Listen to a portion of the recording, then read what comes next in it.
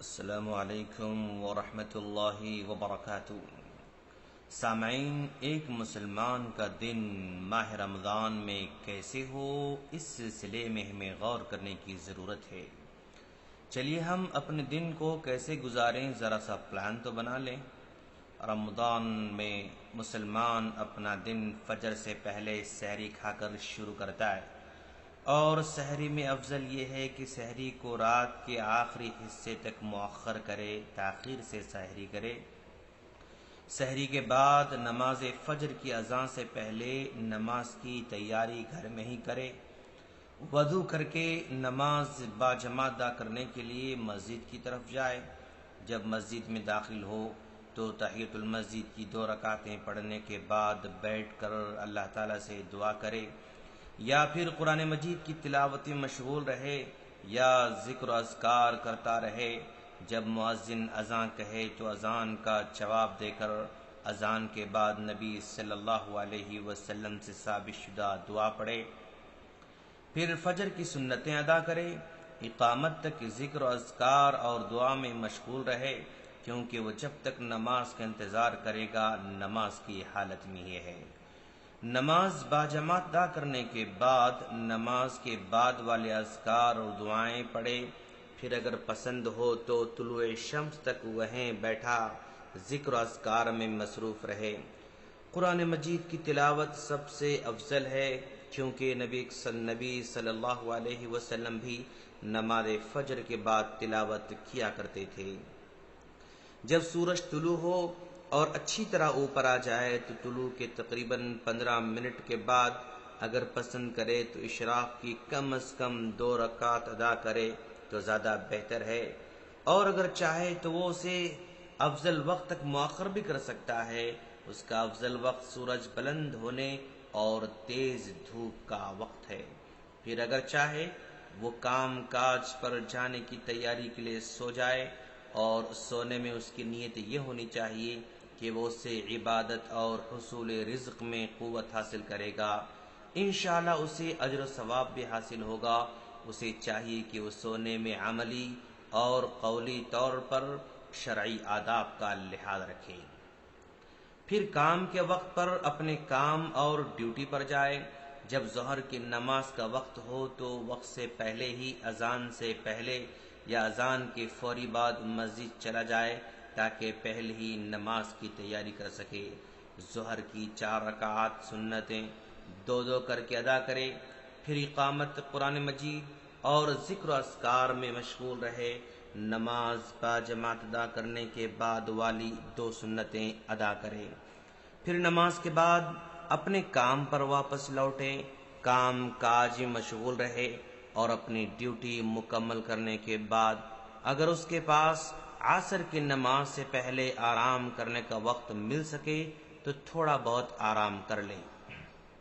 لیکن اگر وقت کافی نہ ہو اور اسے خدشہ ہو کہ اگر سو گیا تو نماز عصر مس ہو جائے گی، تو پھر نماز تک کسی مناسب چیز میں مشغول رہے، مثلا ضرورت کی چیزیں خریدنے بازار چلا جائے، یا پھر کام سے فارغ ہو کر فوری طور پر مسجد کا رخ کرے اور عصر کی نماز تک مسجد ہی میں رہے۔ عصر کی نماز کے بعد اپنی حالت کو دیکھے، اگر اس میں ہمت ہے کہ مسجد میں بیٹھ کر تلاوت قرآن کرے تو یہ بہت ہی غنیمت والی چیز ہے، اور اگر انسان اپنے اندر ہمت محسوس نہ کرے تو اسے اس وقت ضرور آرام کرنا چاہیے، تاکہ رات کو نماز تراویح کی تیاری کر سکے۔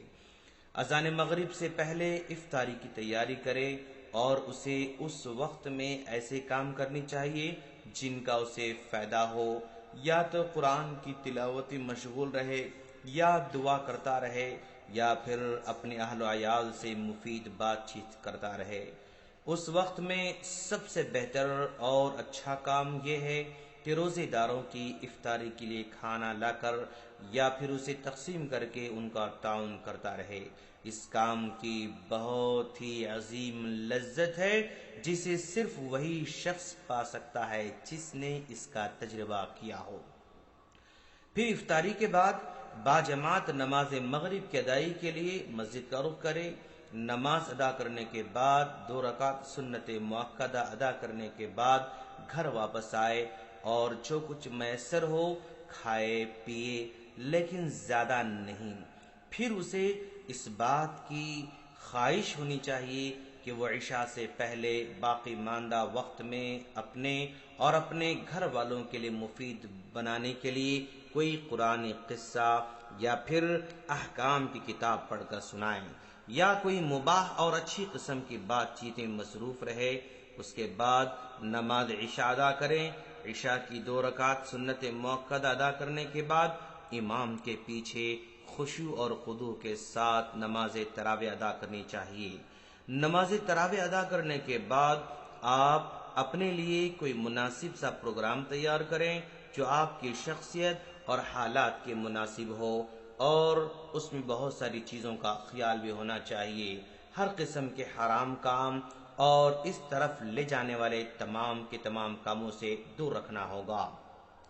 اپنے اہل و عیال کے بارے میں بھی خیال رکھیں کہ کہیں وہ بھی کچھ حرام کام یا اس کے اسباب کا ارتکاب نہ کر رہے ہوں، اور اس میں بھی آپ کو حکمت اور دانش والا طریقہ اختیار کرنا ہوگا اور افضل کام میں مشغول رہیں۔ پھر آپ یہ بھی کوشش کریں کہ جلد سو جائیں اور سونے میں ان قولی عملی آداب شرعیہ پر عمل کریں، اور اگر آپ سونے سے پہلے قرآن مجید کی تلاوت کر سکتے ہیں یا پھر کوئی اچھی سی کتاب پڑھ سکتے ہیں تو یہ زیادہ بہتر ہے، اس کا ضرور مطالعہ کریں۔ پھر سحری سے پہلے اٹھیں اور اس وقت میں اللہ تبارک و تعالیٰ سے دعا کریں، کیونکہ یہ رات کا آخری حصہ ہے جس میں نزول الہی ہوتا ہے۔